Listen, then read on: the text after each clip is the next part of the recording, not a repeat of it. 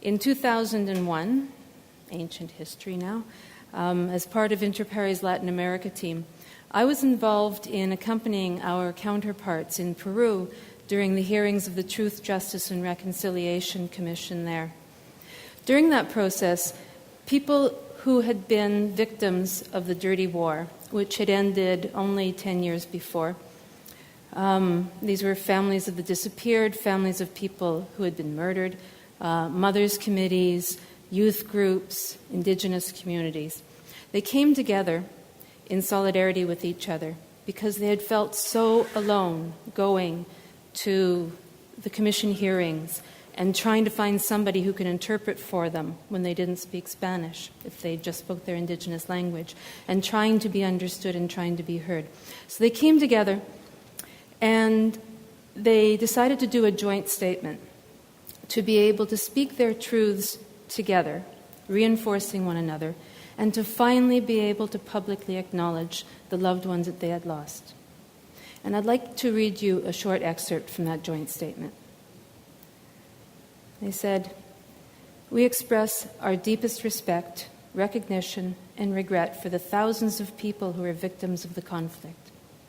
We accept them all as our own kin, and we reaffirm our commitment to continue working for truth and for the search for justice, the only glue that can make reconciliation possible in Peru." Truth and justice, the glue that makes reconciliation possible. That has stayed with me for a very long time. Later, I found out that the word reconciliation comes from a Latin word that means to bring things back into balance. And I realized that in situations like the one in Peru, the one in Guatemala that Sari just spoke about, in situations like Colombia and in Canada, we live in societies that have become very, very out of balance. Some people's truths have never been told. Some people have never been able to have access to justice. The process of reconciliation can take place only when people are able to tell the truths, their truths that have been suppressed, and when other people hear those truths and are willing to hear them. It can happen when people seek justice and when others support them to ensure that justice is done. Truth,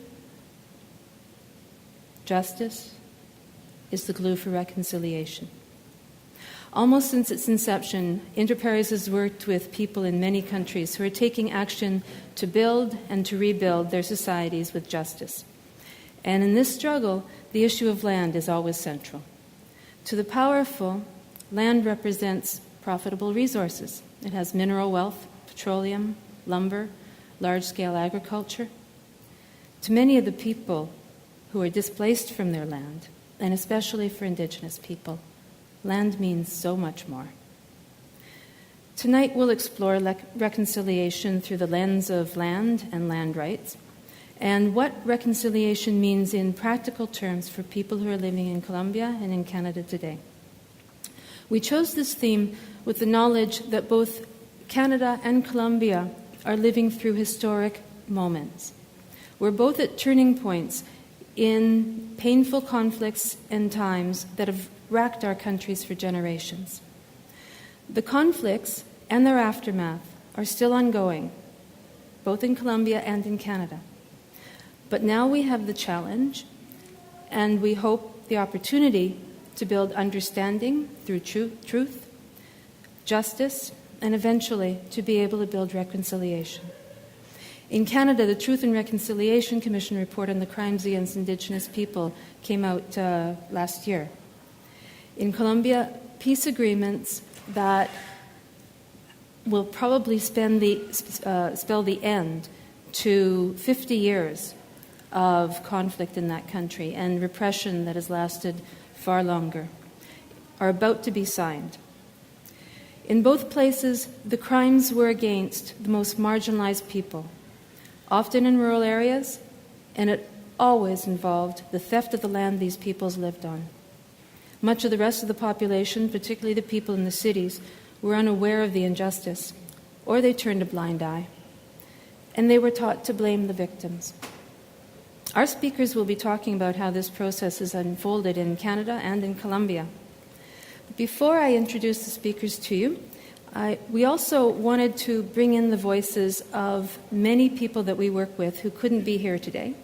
So before I introduce them, we have a brief video presentation of some of the people that Interpares works with in 6 other countries. In El Salvador, Guatemala, you'll hear voices as well from Côte d'Ivoire, Sudan, Kenya, and Guinea-Bissau. They're people who are reflecting on land and what land means to people in their search for truth, justice, and reconciliation in their societies. Thank you.